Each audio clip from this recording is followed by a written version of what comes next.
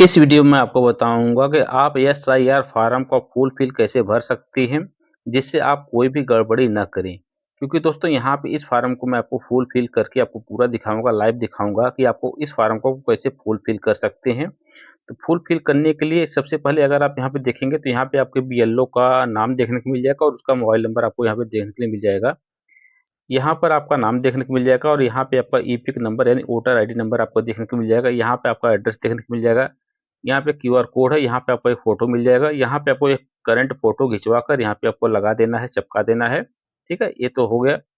अब यहाँ पे अगर आप देखेंगे तो अगर आप यहाँ पे देखेंगे तो जन्म तिथि आपकी इस फॉर्मेट में आपको लिखना है। यहाँ पे आपको डेट ऑफ बर्थ को यहाँ फिल कर देना है। ठीक है, और उसके बाद यहाँ पर आपको अपना आधार संख्या, यहाँ पे आपको इस कॉलम में जो भी भरना है इस कॉलम में आपको फिल करना है।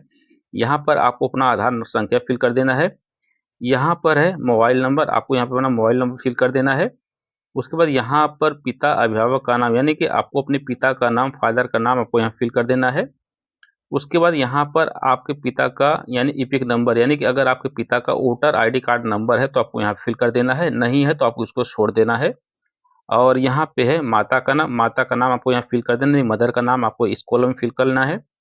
और अगर मदर का नाम यानी माता का अगर वोटर आईडी नंबर है तो आपको यहाँ फिल कर देना है, अगर है तो, अगर नहीं है तो आपको इसको छोड़ देना है। यानी कि आप देख सकते हैं यदि उपलब्ध है, अगर है तो आपको फिल कर देना, नहीं है तो आप इसको खाली छोड़ देना है। ठीक है, उसके बाद आप देख सकते हैं पति या पत्नी का नाम, यानी कि अगर आप पुरुष हैं तो आप अपने पत्नी का नाम यहाँ फिल करेंगे। अगर आप कोई महिला यह फॉर्म फिल कर रही है तो आपको अपने यहाँ पे पति का नाम फिल कर देना। ठीक है, तो अगर आप यहाँ पे पत्नी का नाम फिल करती हैं तो यहाँ पर आपको अपनी पत्नी का वोटर आईडी नंबर यहाँ फिल कर देना, अगर है तो डाल दीजिए, नहीं है तो आप इसको आप खाली छोड़ दीजिए।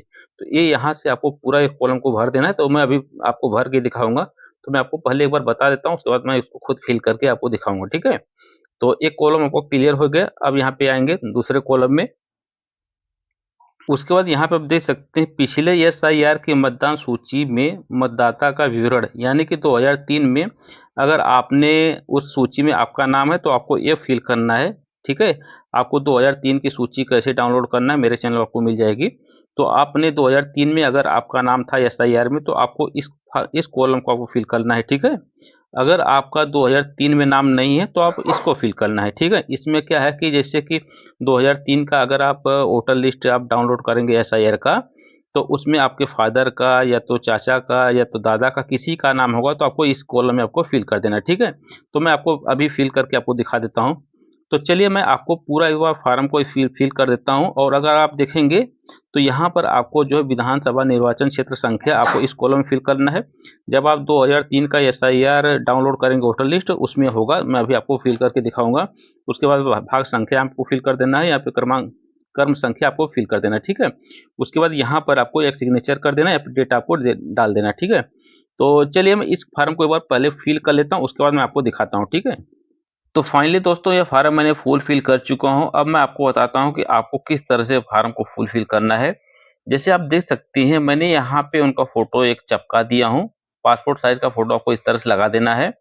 उसके बाद मैंने यहाँ पे उनका डेट ऑफ बर्थ फिल कर दिया हूँ और यहाँ पे मैंने सिक्योरिटी पर्पज के लिए इसको ब्लर किया हूँ। और यहाँ पे आपको आधार नंबर फिल कर देना है। उसके बाद यहाँ पे मोबाइल नंबर फिल कर देना है और यहाँ पे उनके पिताजी का नाम आपको फिल कर देना है, यानी कि जो ये हैं इनके पिताजी का नाम आपको यहाँ फिल कर देना है।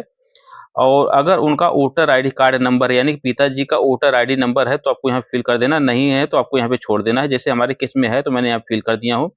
उसके बाद इनके माताजी का नाम यानी कि इनके माताजी का नाम आपको यहाँ फिल कर देना है, मदर का नाम। उसके बाद इनका वोटर आईडी नंबर आपको यहाँ फिल कर देना है। ठीक है, उसके बाद इनके पत्नी का नाम जो है जिसका फॉर्म फिल करें इनके पत्नी का नाम आपको यहाँ फिल कर देना है। अगर इनका वोटर आईडी नंबर है तो आपको यहाँ पे इस कॉलम में फिल कर देना है। तो एक कॉलम आपको इस तरह से फिल कर देना है। ठीक है, और उसके बाद यहाँ पे मैं दूसरे कॉलम में आ गया हूँ, यानी कि 2003 के एसआईआर के वोटर लिस्ट में अगर आपका नाम है तो आपको ए वाला फिल कर देना है।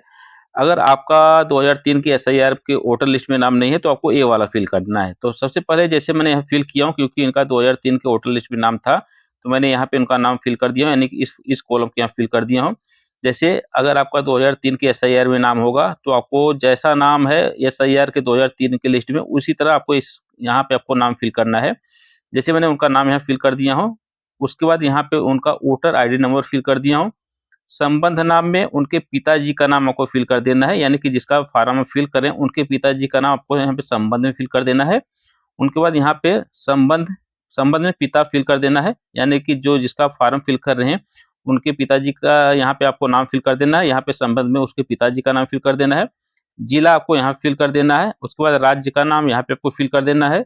यहाँ पे विधानसभा निर्वाचन क्षेत्र का नाम आपको जब आप 2003 की SIR की वोटर लिस्ट डाउनलोड करेंगे तो वहाँ पे आपको टॉप में रहेगा, तो आपको यहाँ पे विधानसभा क्षेत्र निर्वाचन का नाम आपको फिल कर देना है।